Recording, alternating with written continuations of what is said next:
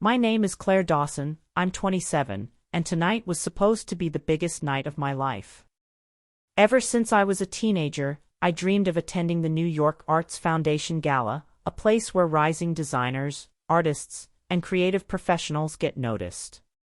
I finally made it this year after years of hard work as a junior fashion coordinator. I saved for months to buy the perfect gown, a soft champagne-colored silk dress that felt like a symbol of everything I had fought for. When I came home this afternoon, humming with excitement, I smelled something burning. At first, I thought it was just the oven. But then I saw it, my dress, blackened and twisted, lying in the trash bin outside. My hands shook as I pulled it out, my throat closing up. There was no accident here. The burn marks were deliberate, concentrated at the seams as if someone had carefully destroyed it. And then I heard a laugh, my sister Madison standing in the doorway, her arms crossed, looking smug. She didn't even try to hide it. I barely made it to the gala at all, borrowing a plain black cocktail dress from my neighbor at the last second. But the moment that shattered me completely? Seeing Madison stroll into the ballroom an hour later, wearing the exact same champagne gown I had bought. I froze. Everyone turned to look at her, and she smiled like she owned the room. And in that moment, I knew, something inside me had finally snapped. Growing up in the Dawson household always felt like living in someone else's shadow. Madison was the star, the golden child. 2 years younger than me, but somehow always center stage. When she got a B on a test, Mom threw her a study party. When I brought home straight A's, Mom would nod and say, "That's what's expected, Claire." Dad was no better. He worked long hours, came home late, and when he did notice us, it was usually to ask Madison about her cheerleading practice or the latest pageant she'd entered. I'd sit at the table, quietly eating, praying he'd ask about my art projects. He rarely did. Madison thrived on attention, and she knew exactly how to get it. She'd cry over small things, and suddenly the whole house revolved around her. I learned early on to make myself smaller, quieter, easier. One memory still stings. I must have been 15, Madison 13. I'd saved for months to buy supplies for a local fashion design contest. The night before my entry was due, my sketches mysteriously went missing. We found them later, crumpled and stuffed behind the washing machine. Mom brushed it off, said I probably misplaced them, and that I shouldn't blame my sister without proof. Madison just smiled. I stopped talking about my dreams after that. By the time we were adults, Madison's confidence filled every room she walked into, while mine stayed locked behind my ribs. Even when I landed my first job in fashion, Mom said, "That's nice, honey, but don't work yourself too hard. Your sister's thinking about starting a YouTube channel. Isn't that exciting?" So when I saw Madison at the gala in my dress, smiling like she always did, like nothing was ever my win, it wasn't just about fabric. It was about every time I'd been told to be quiet, to be smaller, to let her shine. By last year, I was done waiting for someone to notice me. I decided I'd make them notice. I started working double shifts at the boutique, taking freelance styling gigs on weekends. I skipped brunches with friends, stopped buying little luxuries, no coffee runs, no takeout. Every spare dollar went into my gala fund. I remember the night I finally bought the dress. It was after a 12-hour shift. The store lights were about to shut off, and there it was, hanging on the rack like it had been waiting for me. Champagne silk, a perfect off-the-shoulder cut, fitted bodice, subtle slit on the side. Not too flashy, but not too simple. When I tried it on, I barely recognized myself in the mirror. For the first time in years, I felt beautiful. I brought it home carefully, tucked in its garment bag, and hung it in my closet like a treasure. Every night, I'd unzip it just to look at it, reminding myself that soon, I'd have my moment. But even as I saved, Madison kept taking jabs. "Why are you wasting money on a dress? You're not even nominated for anything. You know galas are just for rich people to show off, right? I ignored her, even when Mom chimed in with, Claire, maybe you should spend less on clothes and more on something practical. A car, maybe.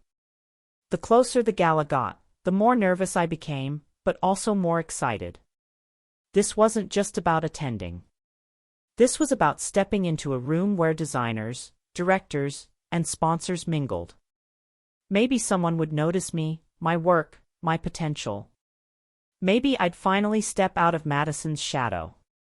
But somewhere deep down, I felt it, that prickle of dread I could never shake when Madison got quiet. She had been too quiet that last week. No sarcastic comments, no teasing. Just a faint smile every time I walked by. And I should have known. Because when I smelled the smoke that afternoon and found my dress in the trash, it wasn't just a ruined gown. It was the death of every ounce of hope I'd held for my family to finally see me. I stood there in the driveway, my fingers black with soot, my throat raw from holding back tears. Why would you do this? I asked, my voice trembling. Madison didn't even flinch. She just tilted her head and said, Relax, Claire. It's just a dress. You're so dramatic. Mom came out then, frowning. What's going on? I held up the charred fabric. She burned my dress. The one I saved up for months to buy. Mom sighed, like I was inconveniencing her. Claire, it was probably an accident. Don't make this a scene right before the gala. An accident. I stared at Madison, her smug little smirk confirming what we both knew. This wasn't an accident.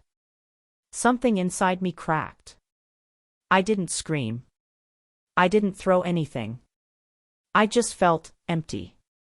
I went inside, grabbed my purse, and borrowed a simple black cocktail dress from my neighbor Mrs. Parker, who looked at me with worried eyes but didn't ask questions. I barely remember the drive to the gala. I kept telling myself I wouldn't let Madison ruin this for me. But when she walked into the ballroom, my gown shimmering under the chandelier lights, her smile so satisfied, it was like she'd stolen not just my dress, but my night, my hard work, my worth. I left halfway through. No goodbye, no explanation. When I walked out into the cold night air, I knew this was the last time I would let my family make me feel small. This wasn't just about a dress anymore. It was about reclaiming my life. The morning after the gala, I packed my entire life into 2 suitcases. No goodbye notes. No dramatic speech.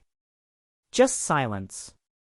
I sold whatever I couldn't carry, my childhood bedroom furniture, old clothes, even the car Dad had co-signed for me when I turned 21. Every dollar I made went toward getting out. Within a week, I signed a short-term lease on a small studio apartment in Brooklyn.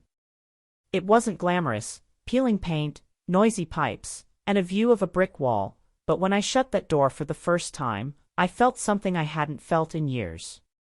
Peace. I threw myself into work. Took on every styling gig I could find, even if it meant late nights steaming dresses backstage or hauling garment bags across the city in the rain. And slowly, things started to change. I met Harper, a senior stylist who took me under her wing. She showed me how to network, how to pitch myself to bigger clients. I made friends, real friends, who celebrated my wins instead of competing with me. For the first time, birthdays were spent with people who actually wanted me there.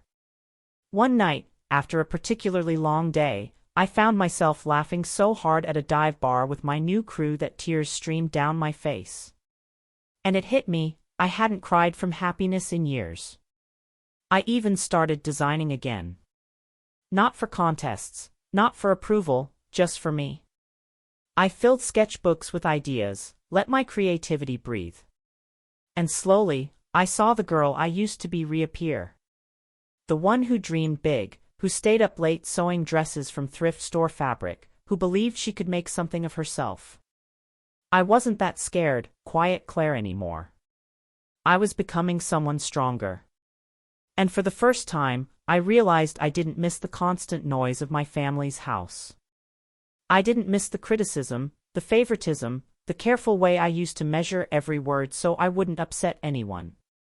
I missed nothing. And that silence felt like freedom.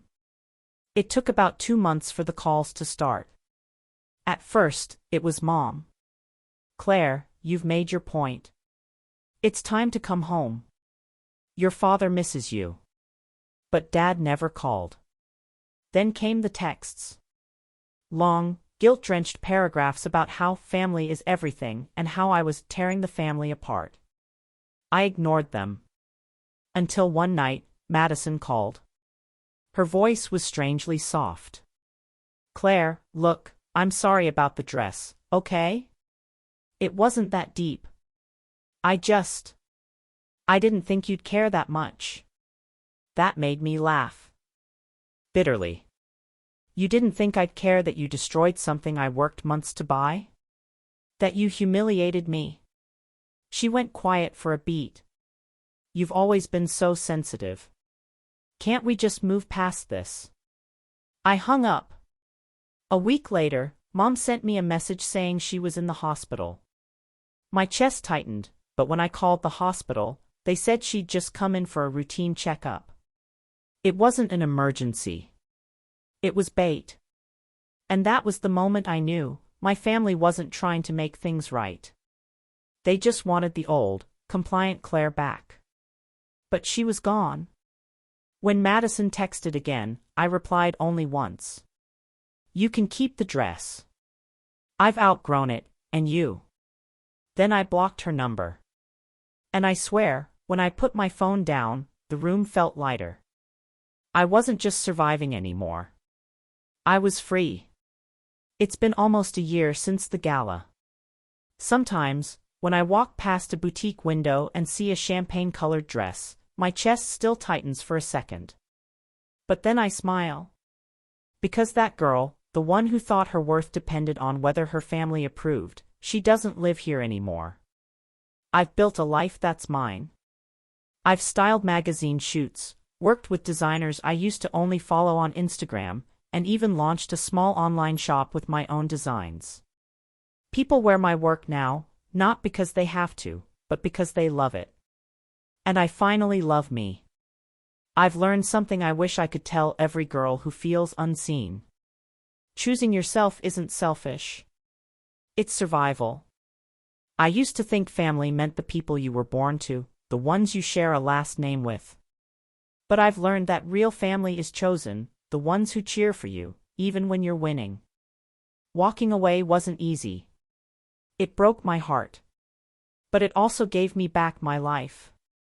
And if I had to choose again, I'd still choose me. Because sometimes, the bravest thing you can do is leave the fire behind and build your own light.